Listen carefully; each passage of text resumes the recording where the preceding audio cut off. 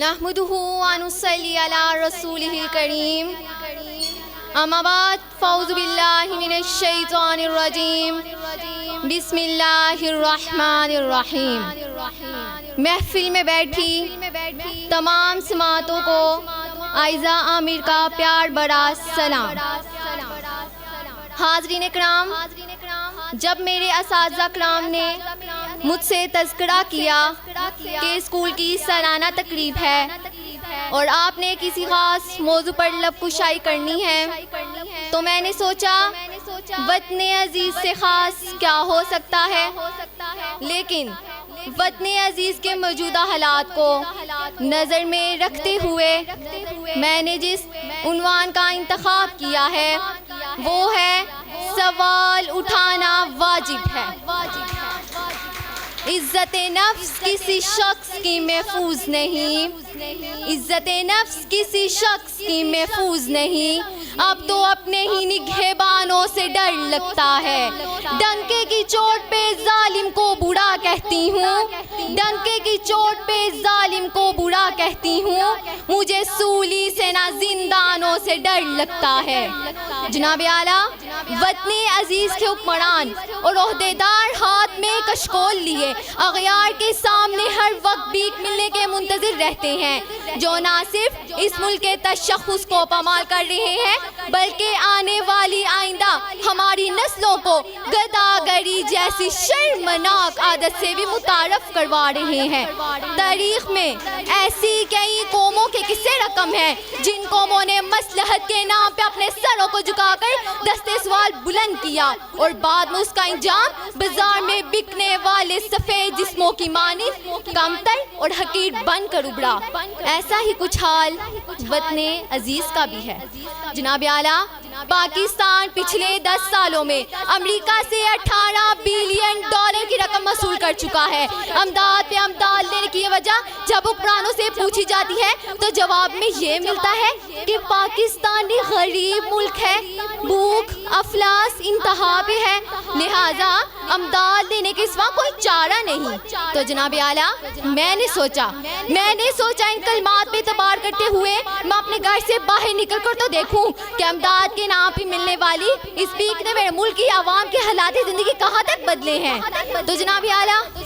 افسوس ہوا، بہت افسوس ہوا۔ کہیں میں نے بھوک سے بلکتے معصوم بچوں کی آوازیں سنی، کہیں میں نے بازار میں بکتی ہوئی آدم کی بیٹی دیکھی، کہیں میں نے وزیر اعظم کے تن پر لاکھوں کا لباس دیکھا، کہیں میں نے اولاد برائے فوت کے نعرے سنے، تو کہیں پہ میں نے وزیر اعظم کے آگے پیچھے جاتی 10 مرسیڈیز کو دیکھا، کہیں پہ میں نے عافیہ صدیقی کی ماں کو اس کے انتظار میں دل مرتے ہوئے دیکھا، تو کہیں پہ میں نے اس ملک کے حکمرانوں کو امریکہ کی خوشامد میں دن رات کرتے ہوئے دیکھا۔ میں کیا بتاؤں میں نے کیا کیا دیکھا۔ ڈرون حملوں میں مرنے والی لاشوں کو دیکھا، کئی نوجوانوں کو ہاتھ میں ڈگریاں لیے بےروزگاری کے وقت پارلیمنٹ ہاؤس کے سامنے آگ میں جلستے ہوئے دیکھا، کئی عورتوں کے اجڑتے ہوئے سہاگوں کو دیکھا۔ ہاں جناب اعلیٰ، میں نے اس ملک کے ہر شہر ہر کوچے میں کربلا کا میدان دیکھا، تو بے اختیار میری زبان پر یہ الفاظ آ گئے: اصول بیچ کر مقصد خریدنے والوں، نگاہ اہل وفا میں بہت حقیر ہو تم۔ اصول بیچ کر مقصد خریدنے والوں، نگاہ اہل وفا میں بہت حقیر ہو تم۔ وطن کا پاس نہ تھا اور نہ کبھی ہو سکے گا تمہیں کہ اپنے حرص کے بندے ہو، بے ضمیر ہو تم۔ جناب اعلیٰ،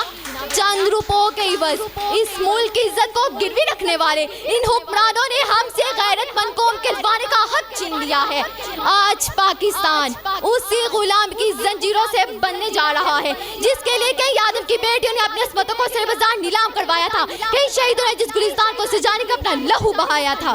کیا یہ ہے وہ پاکستان؟ میں پوچھتی ہوں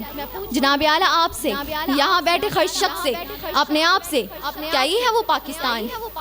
جس دیش سے ماؤں بہنوں کو اغیار اٹھا کر لے جائیں، جس دیش سے قاتل غنڈوں کو اشراف چرا کر لے جائے، جس دیش کی کورٹ کچہری میں انصاف ٹکوں پر بکتا ہو، جس دیش کا منشی قاضی بھی مجرم سے پوچھ کے لکھتا ہو، جس دیش کے چپے چپے پر پولیس کے ناکے ہوتے ہو، جس دیش کے مسجد مندر میں ہر روز دھماکے ہوتے ہو، جس دیش میں جان کے رکھوالے خود جانے لے معصوموں کی، جس دیش میں حاکم ظالم ہو سسکے نہ سنے مجبوروں کی، جس دیش میں بنت ہوا کی چادر بھی داغ سے میلی ہو، جس دیش میں آٹے چینی کا بھوڑان فلک تک جا پہنچے، جس دیش میں بجلی پانی کا فقدان خلق تک جا پہنچے، جس دیش کے ہر ایک چراہے پر دو چار بھکاری پھرتے ہو، جس دیش میں ہر روز جہازوں سے امدادی تھیلے گرتے ہو، جس دیش میں غیرت ماؤں سے بچے نیلام کراتی ہو، جس دیش میں عہدے داروں سے عہدے نہ سنبھالے جاتے ہو، اس دیش کے ہر ایک حاکم پر